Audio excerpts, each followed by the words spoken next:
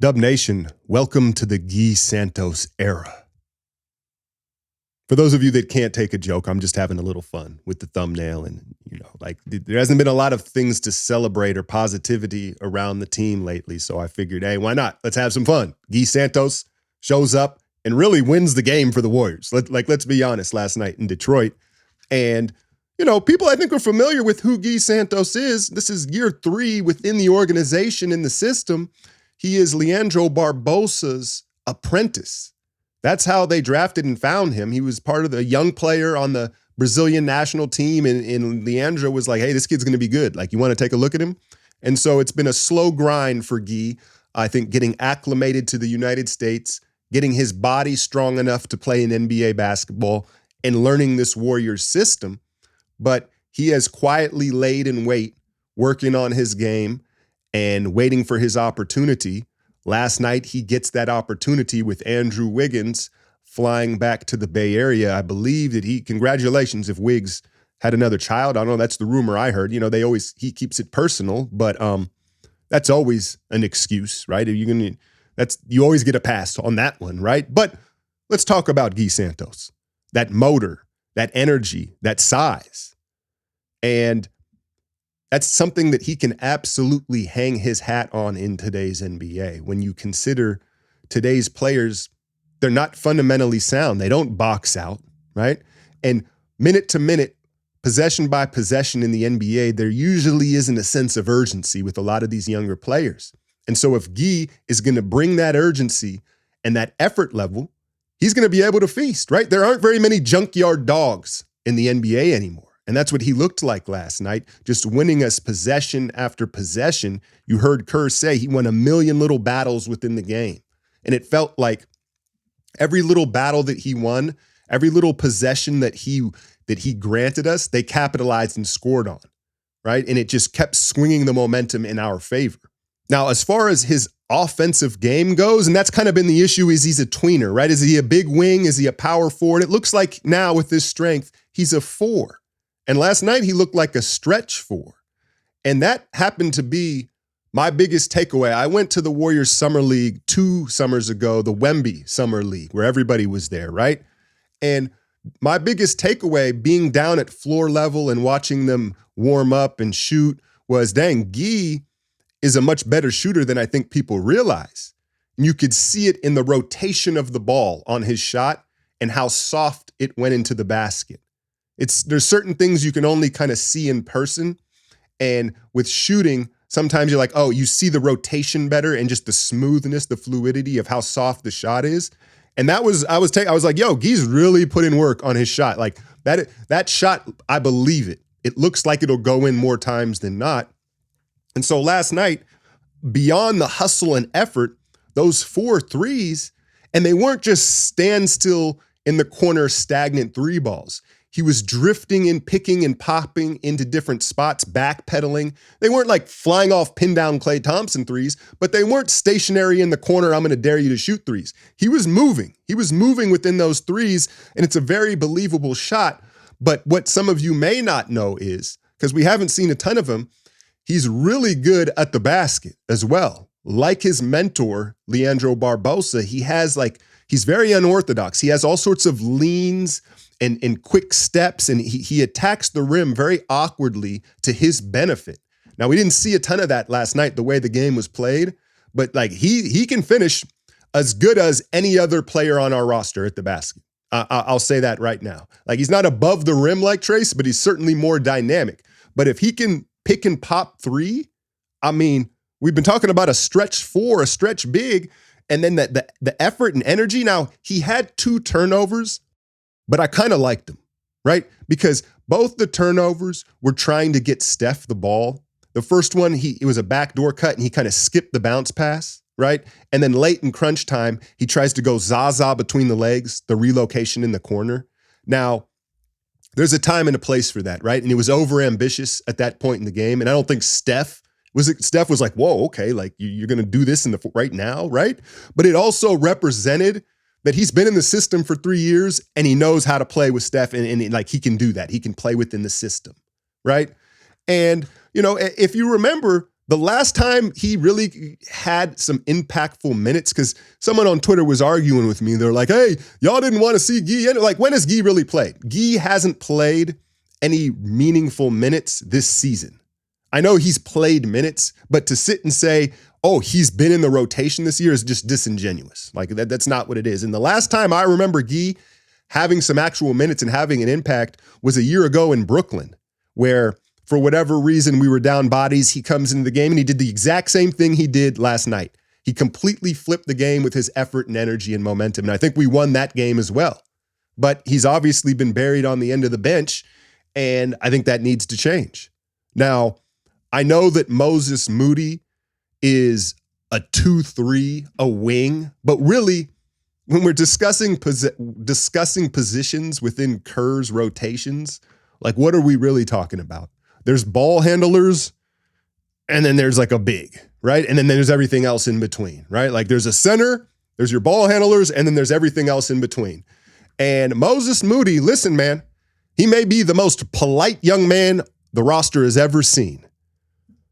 I got to call it what it is. Like, I don't love that he's sitting out with knee tendonitis. You think Moses is sitting out with this knee tendonitis if he didn't sign that extension? Now, he'll probably show up in Indiana tonight and have a 30 ball. People will be like, see, like, maybe I don't know. At 22 years old, listen, I've had knee tendonitis my whole life. Like, at 22 years old, we're super depleted within the roster, and you've been missing all these games with knee tendonitis? I don't know. It may not be fair. Maybe it's like way worse than we know or something like that. It doesn't seem to be when it's just like a game here, a game there, right? I don't love that. And I say all that to say, I think we should, right now, I know it's just one game. It looks like Gui could help us more than Moses Moody. And I get they're not the exact same position, but in turn, if you were to take Moses's minutes and say, all right, we're going to play Gui, it naturally just makes the team bigger, right? It naturally, we just have a bigger body on the floor. The 3 ball, I'm a believer in. Now, is he going to shoot 40%? Probably not, but he's going to shoot it well enough that it'll space the floor and you want him to take it. And then the effort and energy, I think, is very much sustainable. Gui has shown us that is who he is as a player from day one. This wasn't like, hey, I'm super thirsty and hungry to get on the floor, so I'm going to play as harder than I normally do. No, Gui Santos plays this hard. That's who he is. And that's what this team desperately needs. Big, young, active bodies who are hungrier than the opponent play to play. And so I think I think he's going to get minutes on this road trip because we're so depleted. And let's see what he does with that opportunity. But it's funny because just a week ago, one of the videos I said, hey, you know how much stuff you stumble into in sports, right? Where it's like, oh, this happened and this happened. Then all of a sudden, this guy got an opportunity and he never looked back, right? David Lee, Draymond Green. Like, I'm not saying it's going to be all that, but I think that there is reason to be excited for Gui Santos because I think the time is now for him. He's waited his time. He's not so young that you can't rely on him. I think that he's ready for this opportunity and he's going to seize the moment. And so it lifts the energy. It lifts the floor of energy for us defensively. And that's what stood out to me. Shout out to Buddy Hield. Maybe his best defensive effort of the season, trying to stay attached to Beasley. And I think it was just overall, you saw finally a desperate team, right? It took 2 games too many to get to that point. But overall, the urgency from the team defensively, flying around and playing harder than the Pistons. And then what it does is, in turn, it unlocks roaming Draymond. Like, roaming Draymond doesn't work and doesn't look good when there's sloppy rotations and they're not communicating and the effort's not there. Now you're asking too much of them. But when the rest of the defense is doing their job and applying pressure, now Draymond looks like Draymond in that roaming role, right? Then you get to Steph, who obviously didn't play well. I thought that he forced the issue a little more than he needed to, right? And, like someone on Twitter came at me like, hey, you wasn't saying that the last couple games when he was going crazy. Well, the context within the game matters. No one could score against the Heat or against the Kings. And so you're like, all right, Steph, just try to go Super Saiyan, like just try to, put him up, right? That wasn't the case last night. Lindy was going. Buddy was going. Gui was going. The offense was aplenty. And I thought that he allowed his frustration kind of get the best of him with some of his shot selection and stuff throughout the game. But the reality is, listen, he's gotten it. Have you ever sprained your thumb? Because once you've done it, you realize, dang, it's like half my hand. Like I'd rather sprain all 4 fingers than my thumb almost. Like it can be very debilitating. So there's that. But in the train of thought of being positive off of a win, the silver lining is you got a terrible Steph game and they still found a way to win. Now, down the stretch, clutch minutes, listen, there's plenty of blame to go around, but there is a theory, a consensus that people say like, hey, if a game, I don't know the exact points of it, but the point is when a game is tight at the end and there's clutch minutes, now the coaching really matters, right? Where if it's like a 20-point game, a 12-point game, now it's just the talent wasn't there. And we continue to really struggle in these clutch moments. And it's not just Steve, the entire staff needs to take better and more responsibility of the execution down the stretch, right? It becomes here we go again type of stuff. But at this point, a win's a win, right? A win's a win, and they narrowly escape out of Detroit, who looks good, man. Cade is fulfilling his destiny. Cade is becoming one of them dudes, a true franchise player. You bring in Tobias Harris, Beasley, some vets. They got the young athletes around them. Detroit is a respectable, competitive team for the first time in 15 years? So it's a good win, even though we almost let it get away. Now, we head to Indiana tonight. Underdog Fantasy. Click the link in the description.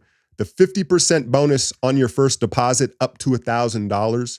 It's running out of time here. It's going to end shortly. So if you've been thinking about playing Underdog with us, go ahead now and use the code Alchemy and get that bonus so you can start up, right? But this Pacer game tonight, listen, I don't have picks to give out to you because there's no Steph, there's no Draymond. So not all the picks are on the board right now. I do like Nembhard for the Pacers number. He just, for whatever reason, kills us. And the Pacers have just been a bad matchup for us traditionally. So it's going to be a tough one. But I'm excited to see Pat Spencer, Gui Santos, and the young guys with just some urgency and some effort and see what happens, right? I think that they've got a better chance than rolling Steph and Draymond out on the back end of a back-to-back. I really do. Now, we're probably not going to win anyway, but at least it'll be more fun to watch. And then you circle that Toronto game Monday where it's like, okay, you got to get that one then. You got to get that one then, right? The last thing that I'll bring up is when Detroit did make their run in the second half, they dropped into a zone. And after that Miami game, every team is going to drop into a zone against the Warriors. They need to be prepared to see a zone every night. Now, not every team is going to play zone like Miami. Miami really does that, right? Like that's a part of who they are, and so that's why they're effective with it. But these other teams, they're going to do it just to change the look. And they had some success with it against us last night where it was just like, sputtering out some offensive possessions. Now, as unconventional as it may seem, I'd love to see them flash Steph to the middle of the floor. I know traditionally it's the big, right? You get the big to the nail and then they make the read out of the zone. I'd love to see them just flash Steph or Buddy, one of the shooters, to the nail and just see how these zones react. Because again, not all zones are created equal. Miami is on a string. Like they do that. But these other teams that are just going to flash the zone, I'd like to see us flash the shooter to the middle rather than slow-mo or Draymond or Trace where the defense isn't going to react to them. They're just like, cool, you got the ball at the foul line. What you going to do? It doesn't really, that's in part why we're struggling with it. Flash a scorer to the middle of the floor would be my suggestion. But it probably won't matter against this Pacers team who has really kind of turned things around and now look like a legit playoff team. But all I can ask for, and I think we can ask for, is that type of urgency and effort, and then let the chips fall where they may be. Try to get healthy and stay within contact in this playoff race, right? But I'll leave you with this, and I'll ask you this, because GP2 and Pods are set to return, right? You imagine Lindy's probably going to get bumped out of the rotation. For me, personally, I said it in today's breakdown, I think GP2 should only be used situationally, right? He's so undurable. You can't just Give them rotate. Like end of quarters, you need to stop, right? Or someone's really hot. You put them on them for 94 feet and say, all right, you just face guard them, right? Those scenarios, that's what you save GP2 for. Right now, I think Lindy has earned the right to stay on the back end of the rotation. And then I already gave you my spiel on Moses Moody and Gui. I'd like to see more Gui Santos. Now, we're so depleted on this road trip right now, we'll probably see all of them. But let me know how y'all are feeling about the back end of the rotation. When Pods and GP2 are back, like, do you want to see more Gui? Do you want Moses to start? How y'all feeling? Hit that like, share, and subscribe. I'm out, y'all.